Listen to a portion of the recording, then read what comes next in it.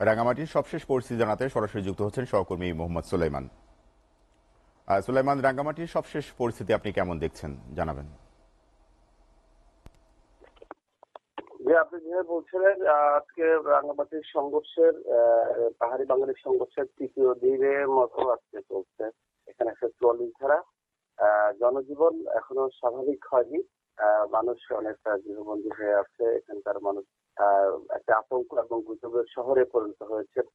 যদিও বা সংঘর্ষের পরের দিন দুদিন আজকে কোনো প্রকার অপ্রীতিকর ঘটনা ঘটেনি, কিন্তু এরপর মানুষের মাঝে একটি আতঙ্ক বিরাজ করছে। বিশেষ করে শহরে নানা ধরনের গুজব বিরাজ করছে।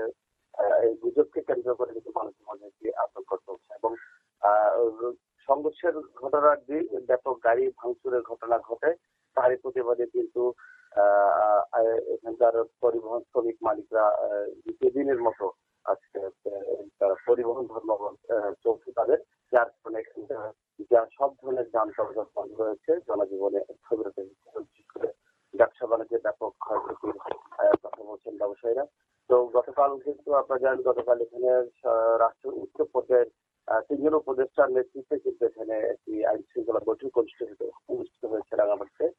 তারা এই চলমান যে ঘটনা এবং চলমান পরিস্থিতি বিশ্লেষণ করে এখানকার এই পরিস্থিতি কিভাবে স্বাভাবিক করা যায় সে লক্ষ্যে কিন্তু ওনারা একটি তদন্ত কমিটি গঠনের কথা জানিয়েছেন এবং জেলা প্রশাসক আমাদেরকে যারা জানিয়েছেন জনজীবন কিভাবে স্বাভাবিক করা যায় এবং যেন কোনো অপ্রীতিকর ঘটনা না ঘটে সে লক্ষ্যে কিন্তু আইন শৃঙ্খলা বাহিনী ব্যাপক কাজ করছে। এবং আমরা লক্ষ্য করেছি রাঙামাটি শহরের বিভিন্ন গুরুত্বপূর্ণ পয়েন্টে কিন্তু সেনাবাহিনীর অতিরিক্ত এবং পুলিশ বিজিবি এখানে মোতায়েন রয়েছে।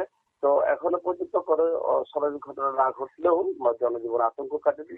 তবে স্থানীয় ব্যবসায়ীরা জানিয়েছেন 144 ধারা প্রত্যাহার করে নিয়ে যেন জনজীবন স্বাভাবিক করে সেদিকে যেন জেলা প্রশাসন লক্ষ্য করে সেই আহ্বান জানিয়েছেন এখানকার ব্যবসায়ীরা।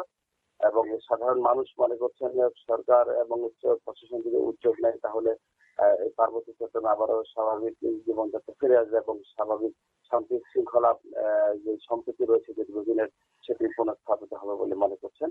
তো এ পর্যন্ত রাঙামাটির আজকে পর্যন্ত এখানে দ্বিতীয় দিনের মতো অবরোধ চলছে পরিবহন শ্রমিকদের এবং তৃতীয় দিনের মতো 144 ধারা জারি রয়েছে এবং জনজীবন অনেকটা স্থবির আমরা বলতে পারি। এই ছিল রাঙামাটির সর্বশেষ পরিস্থিতি।